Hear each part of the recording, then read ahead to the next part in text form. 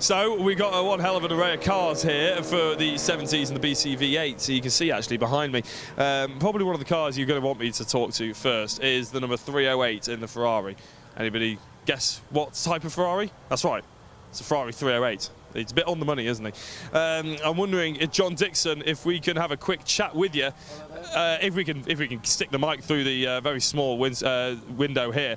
Oh, that would be an idea. Yeah, let's try and open the car. I don't want to touch it because it's a very nice car, but you're about to take it onto a racetrack, so I feel like it's a bit counterintuitive. What's it like to drive, though? It's fabulous to drive. It's got a lot of grip. It's not as powerful as you might think. But it stops well and it goes around the corners, which is a great advantage. But we're going to be under pressure from the MGB V8s for sure. I've stuck my head in here, and I'll be honest, I was expecting, from the looks of the outside of the car, less technology inside. You've really souped this thing out, haven't you? Well, it's actually an FIA car. The only technology I've got in here is actually a Garmin. Oh, really? Well, it's a very nice bit of kit. So are you expecting it to drive a bit like an Elan? Are we going to be going sideways, or are you going to try and keep it planted like a single-seater? So it's got a lot of grip, but once you get near the limit, it will slide on these tyres, and you need to get a bit of movement in the car to get some lap time out of it. You're a braver man than I am, that's for sure. Good luck. What's the very story of the car, actually? How do you come about it? So the car raced in the Ferrari Championship in the 90s by a woman called Sue Newton. She even won at Zandvoort in it in the early 90s. I bought the car 2016, raced it in HSCC and road sports spec, but then modified it to Group 4 spec. This car is unusual in that it's a Facchetti copy, so most people think it's a Michelotto, the rally cars with the wide arches. This is actually a Facchetti car, a copy of the Day car which raced at Daytona. Wow, that is a fascinating story, and yeah, I just can't believe we get to see it. A good luck for the race, and hopefully, you'll have a decent one. You might end up winning it, and I think everybody would enjoy seeing this car on the top step of the podium. Good luck for it. Right, oh my God, I'm getting whistled at already. The BCV8s are all around, and I can see doors are slamming, which is a bit of a shame, because I did want to have a chat to second place Neil Fowler. You can hear the car starting to rev up. Another car that you might have caught your attention is the number 40. That's Kevin Jones in the Triumph TR8. Again, some stunning cars up and down. It's a bit of a shame we didn't get to chat some more of them, but we're going to be up with the 70s and the BCV8s in a couple of minutes' time.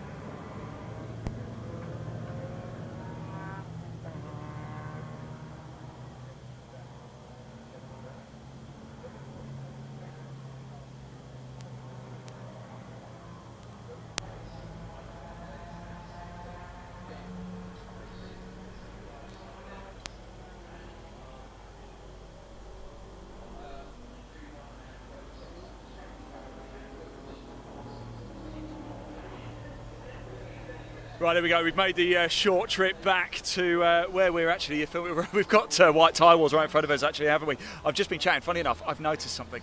Different safety car. Do you know why? Oh. Why? The other one's got a slow puncher. Does it really? So that's why. Useless, interesting fact for everybody. If you're wondering why there's a different safety car, the other one has got a slow puncher. That is it. Right, BCV8, of course, I've spent a lot of time around over the last couple of years or so. Of course, the 70s as well. The Equipe 70s bring together GT, GTS and touring cars that appeared in a season-long series. Equipe 70s feature many iconic cars of the era, and we're running 5 groups.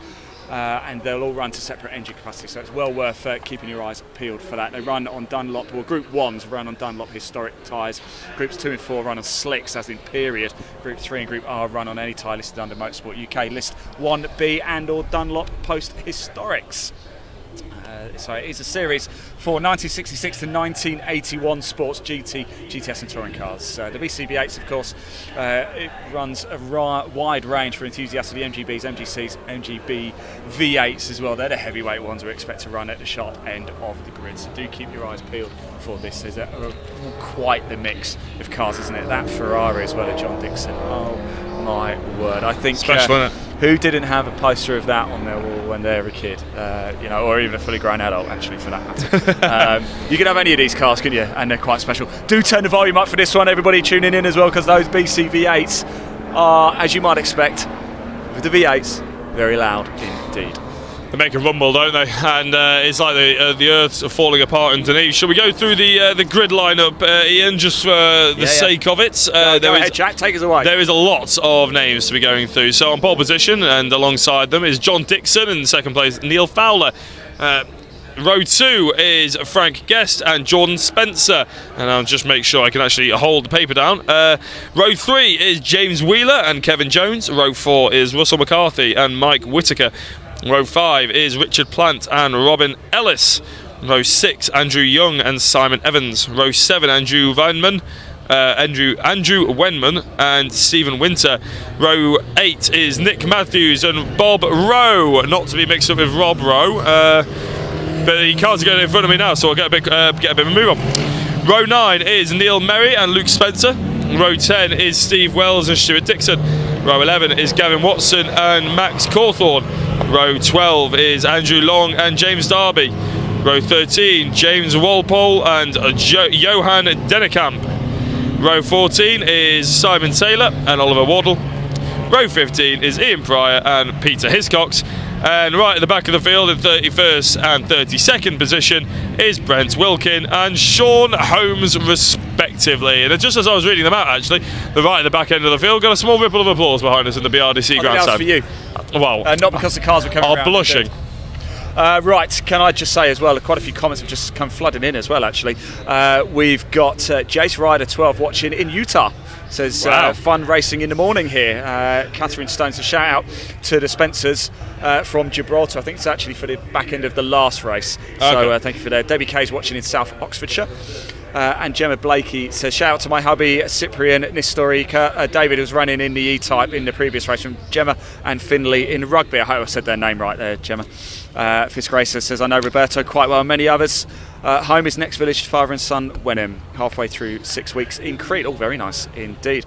Jim Bryan's got in touch with you as well. Jim Bryan, of course, racer in the BCV8s normally. Good luck to the BCV8 boys, Andy Young and Stevie Wells and Simon Taylor in my old green BCV8. First race in it, I think. Catherine Stone says, come on, Luke, number 70. Yeah, a lot of love in the chat all of a sudden, isn't there? Which we like to see. Yeah. Luke Spencer, of course, in the numbers, lines up in 18th place, so we'll certainly keep an eye out for him. Yeah, a lot of love. Keep it coming, everybody, as well. Somebody who I know will be watching right now, because he was watching a little bit earlier, is Johnny Wheeler. Johnny Wheeler's just had an operation. Of course, he is the father of James Wheeler, who's in this BCV8 race. I know you're watching, because I've just literally spoken to James. Whilst, Jack, you were doing a great job talking to the drivers live on air, I was just mingling and making a nuisance of myself, and I was chatting to James, and I said, oh, your dad's watching, by the way. He's like, I know he is. He keeps messaging me. So, Johnny, comment. We know you're watching, mate. It's good to see you. I hope to see you again trackside soon, buddy. Of course, Johnny's done an awful lot of racing in the BCV8s as well. Hope to see you soon. But son James, of course, champion in the BCV8s as well. So he'll be at the sharp end of this race, I can tell you that. Tell that you've covered these before, haven't you? Once or twice. Yeah. You say. Here we go. Anyway, about to get the race underway. Another half-hour race coming up. One more after this, and it is lights out. We are go. I'm expecting a bit of a desperate run down to the first corner. Who's going to get away? Is it going to be the Ferrari who leads? I think the Ferrari's dropped down to 4th place there, so a bit of a bad start. Might be a little bit heavier than some of the cars around them as well, and expect those BCV8s to be lightning fast down the straights too. This is going to be an exciting race. This is going to be nose to tail stuff all the way through to the finish here as well. Oh yeah, looks like we've got a bit of a stall on the grid. They're trying to push it, get it back going. There is the advantage of being at Silverstone is the fact that there's a long time before any of these cars actually return to the national pit straight. They've probably got about 2 minutes to go, but yeah, a bit of a shame that the Ferrari didn't get off the line. I suppose though he was saying that there's going to be a lot of pressure from the BCV8s around him, and that's going to come true, isn't it? Because although these cars are technically separate grids, with the 70s and the BCV8s sort of being treated as two separate things, times are similar though. Times are very similar. Times aren't particularly crazy, to be honest with you. John Dixon on pole in that Ferrari at 2:21.328. Neil Fowler is in the BCV8. He's always a leader as well. We do have yellow flags, by the way, down there because of that car. But Neil Fowler 2:22.131. So, Dixon has got the pace. We think double wave yellows on the start finish. Can't see the number annoyingly because of the sun. I think it's that Triumph. I do think it's the Triumph as well, which was. It's not Kevin Jones, is it? No, I think it was. Well, Jones was the green Triumph, the number 40. That's what I think it is. Yeah. That was Kevin Jones. If it's not Kevin Jones, can only offer you huge apologies if you're watching this back after the race. The picture we've got isn't the clearest, is it? So. Well, it's more the fact that the camera, obviously, the sun's shining on it. I'm looking at it now, and I think it is the Triumph. So we wonder what's going to happen here, because that is in a very safety car. That's what's going to happen. Well, it hasn't been. It has. It's already been picked. Oh, it has. Yeah. Sorry, apologies. It has gone. Yeah. So it's right in front of us, and it's gone, and it's not there. So obviously it's gone. I just don't know why it's it. And already the new safety car is straight out. Earning its keep. Good job they changed it. Yeah.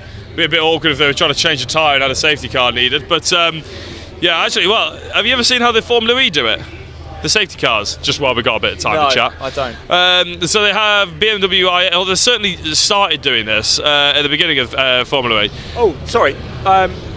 Just to touch base, we'll touch on that shortly, because we did have the first few corners of the race, didn't we? Before yellow. So confirmation, it looks like Fowler did take the lead of the race, and the Ferrari of John Dixon, the number 308, has dropped down to 4th place. So very shortly on your screen as well, the timings will come alongside. We are racing at the minute. Well, I say we're racing. We're under safety car conditions, of course, but the clock is ticking down, so these laps do count. So it does look like Dixon, unfortunately, did drop down to 4th place. So the restart should be quite exciting. Yeah, the advantage from some other drivers, even though it says Dixon still on your screen on the left, as soon as they come over the start-finish line, well, the finish line specifically, that will change. There we go, Fowler in the lead. Spencer in 2nd, McCarthy in 3rd, all BCV8 drivers. Aha! We got a recovery truck is coming out in front of us. And that's not to join the race, that is to go and get rid of the stricken... that's a race I'd like to see, recovery truck racing. You ever seen truck racing? Oh, you're part of Bark, you must have seen truck racing. You covered truck racing, that's awesome to see. I've done about 3 rounds already this year, Jack. Yeah, I was going to say. I do the British Truck Racing Championship. I was at Pembrey 2 weeks ago for that. So. Epic stuff though, isn't it? Yeah. It's pretty special stuff, I've got to say, yeah. Yeah, well, unfortunately, that it means we're going to lose, and I think it is the Triumph, isn't it? Is it Jones? It's Wheeler or Jones? It's Jones, isn't it? Yeah, you're right, in the Triumph. Jones. Yeah, 40. Yeah, the number 4. Oh, that is a beautiful car as well. I know, it's one of the few that I called out. It is 40, it is Kevin Jones. Yeah. Thank you, Simon, producer there, just confirming in my ear. A real shame that, because it is a beautiful car. It really, really is. But it is motorsport, these things happen, but to not even start is a real shame, isn't it? Yeah, no, it's especially if you waited all this time, all day, you've been waiting. It has been these cars qualified at about 10 o'clock this morning. Yeah. So it's what time? You had to stick around. Is it 25 past 5? Or I thought it's like 4 o'clock. Having sat around and raced in a series where they send you out at qualifying at 9 o'clock, and then you're the last race of the day, I can tell you that it's painful when you have to wait, and then as soon as you do that last race of the day, as soon as you start, you stall. Yeah. Or someone hits you off in the first corner, you think, I've just wasted 12 hours. There is one more race today, so they're not quite the last race of the day. No. There's no curfew here, is there? Or is there a curfew here? Normally you'd say 6 o'clock or somewhere like that, but there's going to be less likely to be a curfew at Silverstone than there is at, say, Brands Hatch, isn't there? I was going to say, it's 25 past 5 now, and... we've still got another half-hour race to go, and we've still got 25 minutes of this race to go.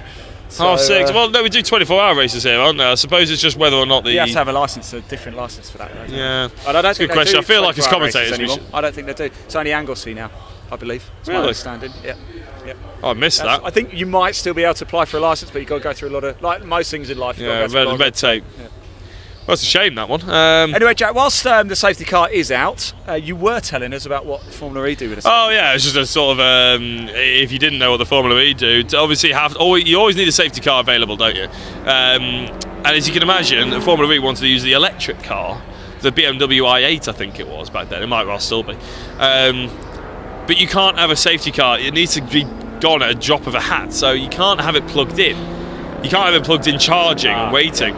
So they end up creating this charging pad. So they're parked on a charging pad at the end of the pit lane. Oh, that's cool. It's like a wireless charger, and it charges the car up.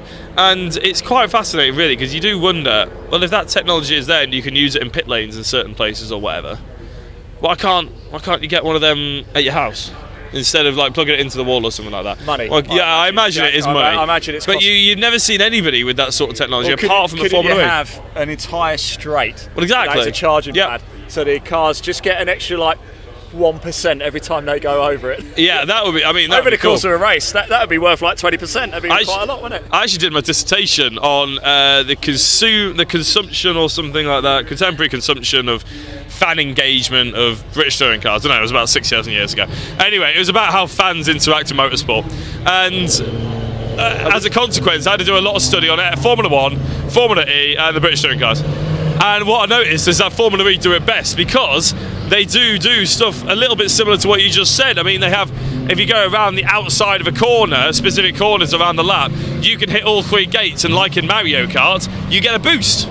You get a 15% increase in your horsepower for a short amount of time, and stuff like that is really very cool. I mean, I know a lot of people hate on Formula E because probably a lot of people who actually enjoy stuff like the BCV8s actually because of what the V8 brings you in the drama and the essence, and I'm absolutely on board with it. But it is also pretty cool to see that you can increase and decrease the amount of horsepower if you have little gimmicks during the race and stuff like that. I think there's room for both of them in the world.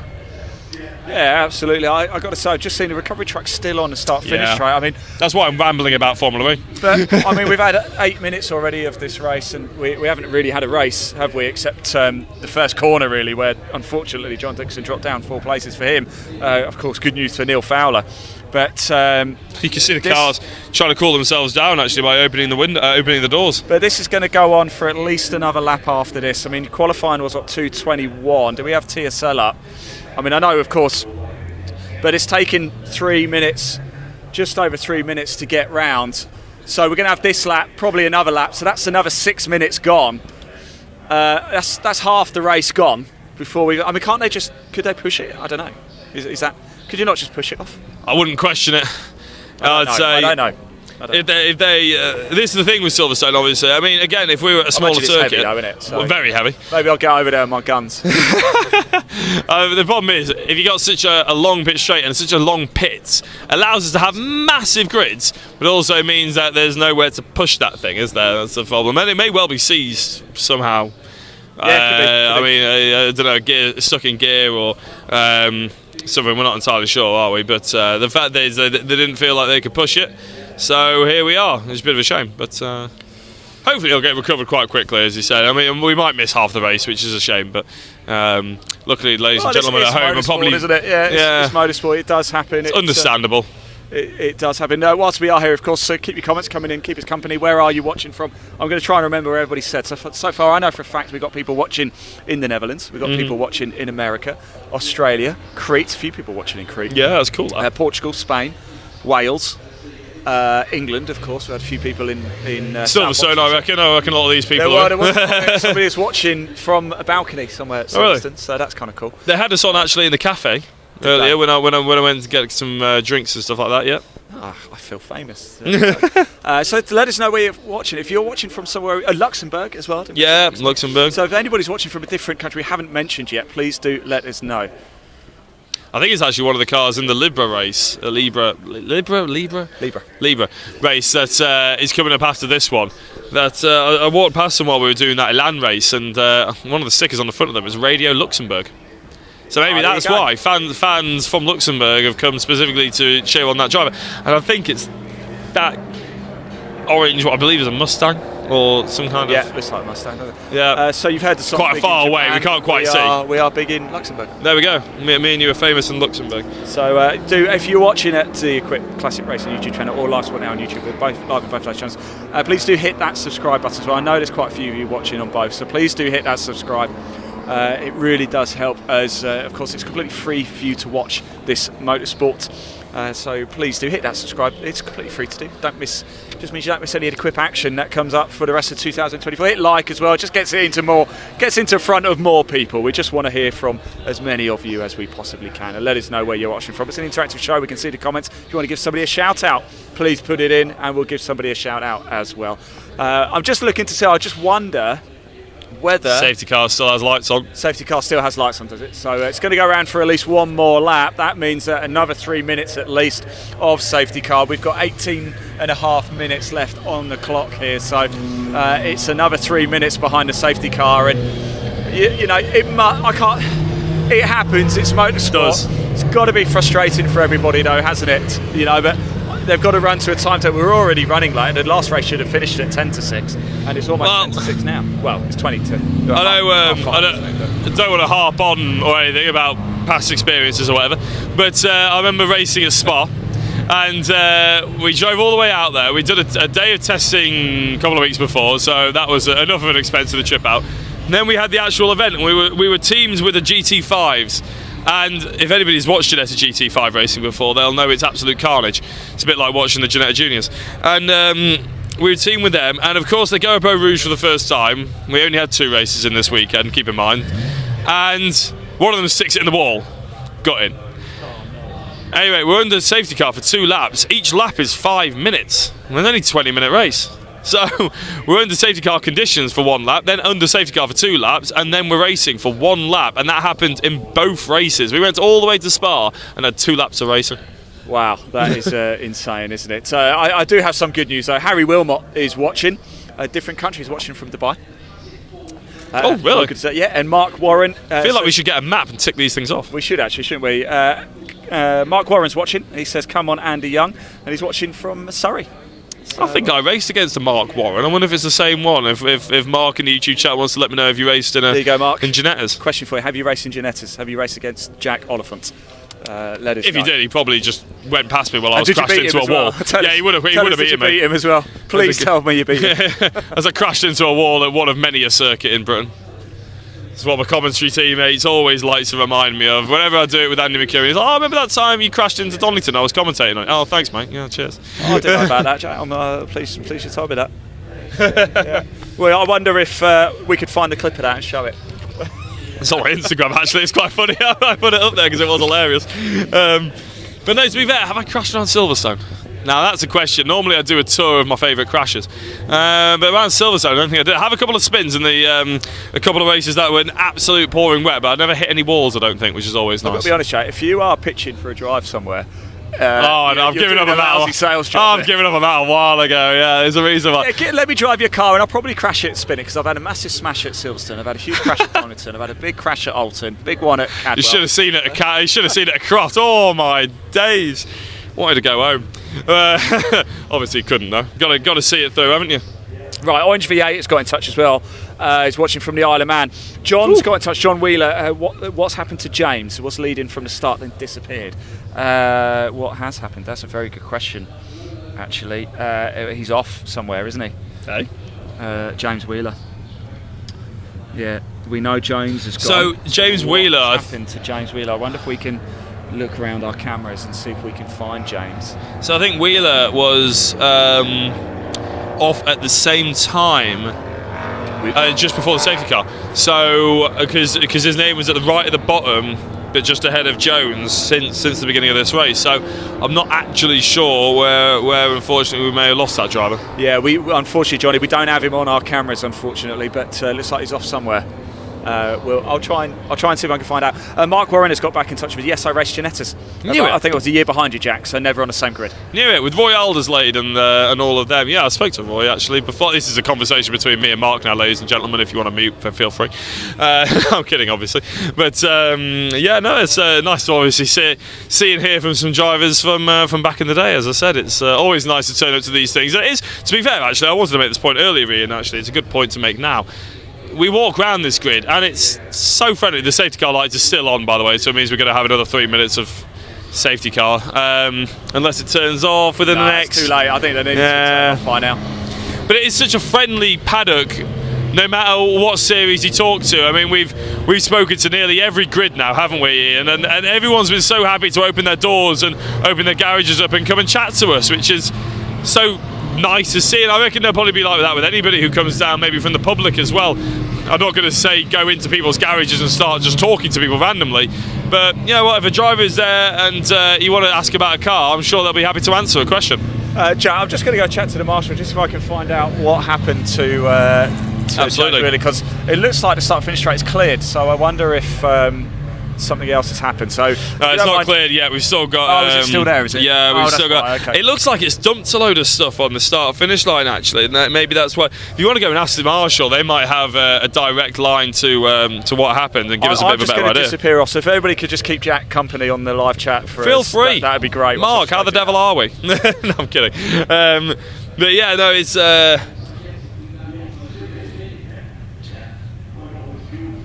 Melissa Parry-Williams saying good luck to 92 the Blue Healy.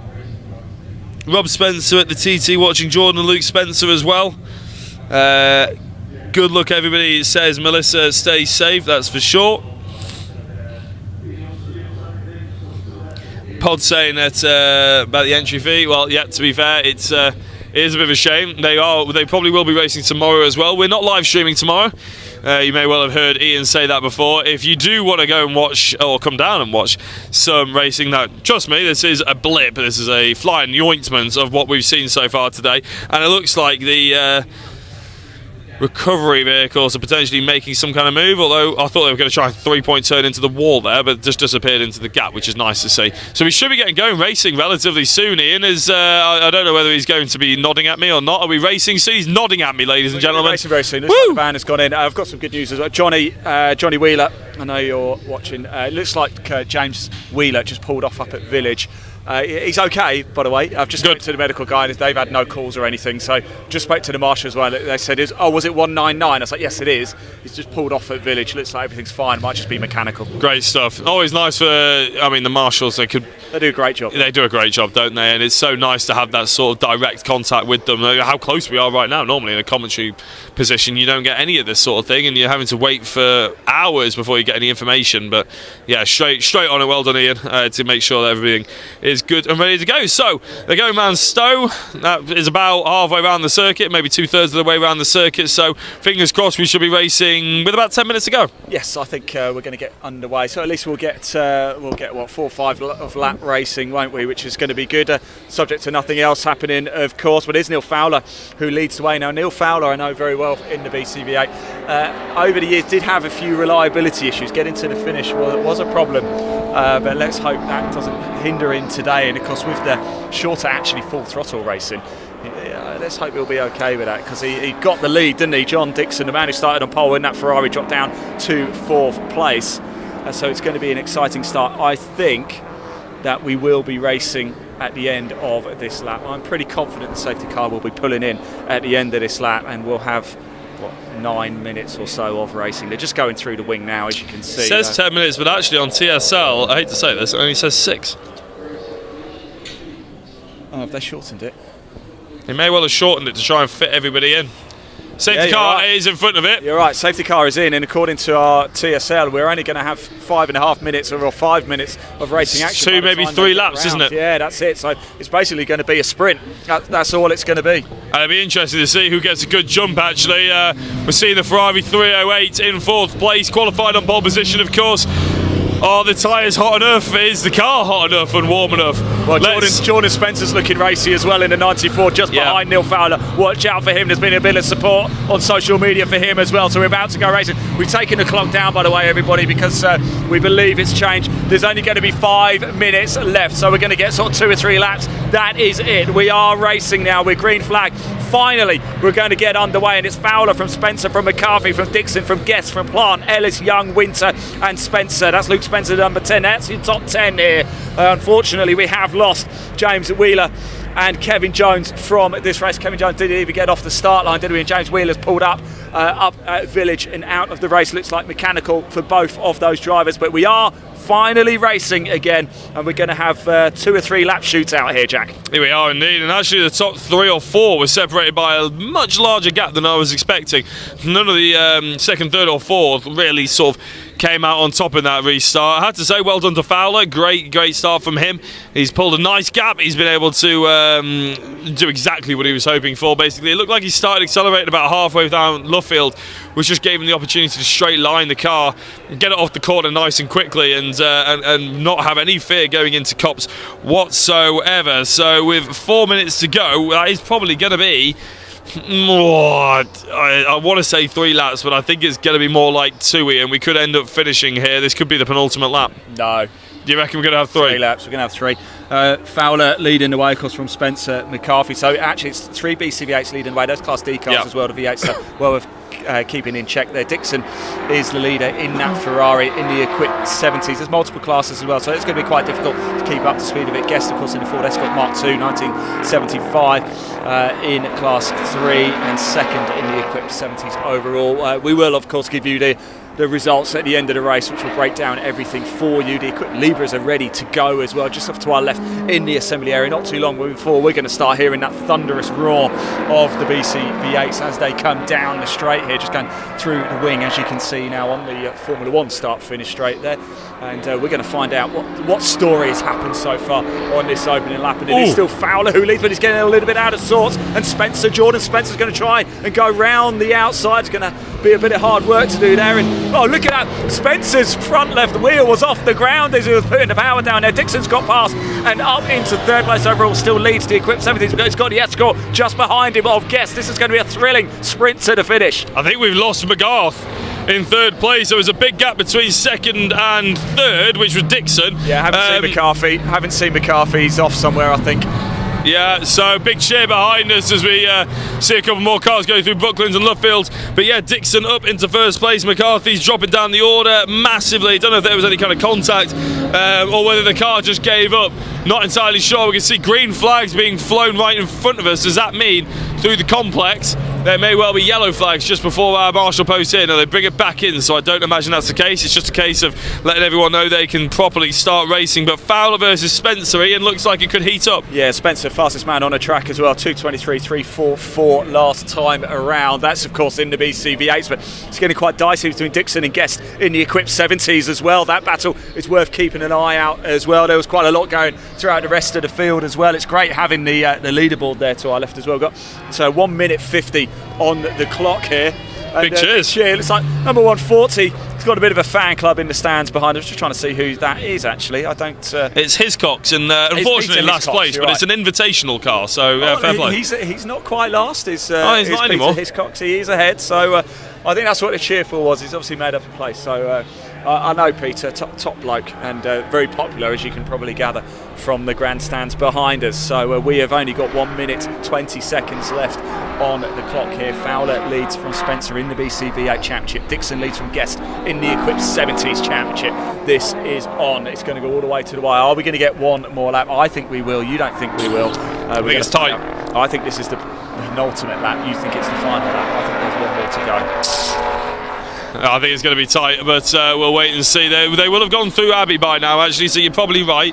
As they come down towards us from Brooklands and Luffield, there's probably going to be about 30 seconds left to go, so which would indicate another lap. So, yeah, I mean, if it offers another chance of a race lead change, which it doesn't look like it will for the time being, because Fowler is well ahead of Spencer. by about the tune of about a second and a half. And then we see another change for thirds, for Guest is ahead of Dixon. So Frank Guest has done it. So Frank Guest is the overall leader now in the Equipe 70s from Dixon, who's dropped down to second place there. And then we got Planton. I think Winter has got ahead of Young, actually. So the 3 has gotten ahead of the 67. So there has been movements for around the top 5, but Fowler does look like he's got a healthy lead against Spencer, and then Guest ahead of Dixon. What's the gap between those two? Only probably small, actually. Yeah, there we go. About 1.28 seconds, actually. So whatever was happening through Brooklands and Luffield has extended that gap. Well, in the BCV8 Championship, Andrew Young actually running in 3rd place overall in the BCV8s. First in Class C, though, mixing it quite nicely with the Equipe 70s. That's who he's racing with, kind of out on his own a little bit in the BCV8 Championship. 3rd place on track, 1st in class, though, for him. The clock has run down, so we are now on the final lap of the race here. It is going. Jack, I don't want to say it, but I'm going to say it anyway. This I was right. I was about to say the first thing when you passed to me. Looks like you got it right, Ian. More cheering in the background. Not 100% sure why, because no cars were going past us particularly, but maybe the fans were just giving something to cheer about. Maybe they just like seeing racing. We didn't get to see much of it for the first 20 minutes. It's a bit of a shame. What I hope, Ian, what I'm fearing is the fact that the next race may well be shortened to 25 minutes as well, because I think that's what's happened here, isn't it? They've knocked off 5 minutes to try and make sure that they can fit everything in. I reckon 6:30 is the curfew. That's what I'm going for. I think you're right, and I think that's the next bet we've got. Well, no, you've won the leg. I agree with you, so no, I'm not taking that bet. Got to win something today. Right, let's go for it. Fowler and Spencer toe-to-toe on the final lap for the BCV8 Championship win. We've got Guest and Dixon going toe-to-toe for the outright win in the Equipe 70s. So quite remarkable. It's Ford Escort against Ferrari. Ford versus Ferrari. I think there might be a film about that. I'm not too sure, but I don't think it was a Ford Escort, was it? It wasn't an Escort, but it was a damn good film, to be fair, actually. So I haven't seen it. You haven't seen it? No. You haven't seen Le Mans? Wow. No. Right, here they come. Ladies and gentlemen, still Neil Fowler. If he could just make it round the left-hand here, then the right long left into Luffield, and then over the start finish straight. Look at that front left lifts off the ground for both those drivers. Guest is still leading from Dixon as well in the Equipe 70s. It looks like it's going to stay as it was. Neil Fowler got into the lead from the start. He's led every single second of this race, most of it behind the safety car, to be fair, but he's going to come over the line. Neil Fowler is going to win the race outright and the BCV8 Championship Class D BCV8 Championship. Spencer comes home in second, and it's going to be Frank Guest who comes over the line and wins the Equipe 70s with Dixon just behind him. Dixon does win his class as well, though. We're just waiting for Plant to come through, then Winter, Young, Ellis, Spencer, Evans, Wells, Rowe, Matthew, Wenham, Long, and you can see the rest for yourself before my voice breaks away. Well, it was a shame, wasn't it? Because when it got racing, it was brilliant. It just took a bit of a while to get it going due to the lengthy safety car, of course. We only actually had, 3 or 4 laps of real racing, didn't we? And a little bit at the start, but that just goes to show how important that start can be, because once Fowler got in the front, that actually proved dividends, didn't it? Because I have a feeling that Spencer had got in front, Spencer would have won the race. Well, that's it. I mean, you're looking at Dixon and probably thinking, oh, you need to learn how to get the car off the line. But the problem is with these sort of older cars, and everyone's different. Every single car is different. The clutch position will be different. The revs might be different as well. The clutch lifespan will be different. So, you're sort of playing a game where you're having to figure it out yourself, and clearly didn't quite get it quite right. And to be fair to Fowler and Spencer, over the course of the 3 laps, it didn't look like they were going to slow down. And I know it's a short race, but they did a great job. It didn't look like Dixon had it in the car, even though they got pole position. Guest did well as well. Shame that we lost a few drivers, but we do have one final race, which is going to be extremely exciting. Hopefully, no safety cars. That's the plan. Ian's going to be able to go and walk and talk and do all of his best stuff and on the grid as well, and we'll be able to have one last 20 to 30 minute race of the day before we end up tuning out here at Silverstone and hopefully wishing them luck for a good day tomorrow.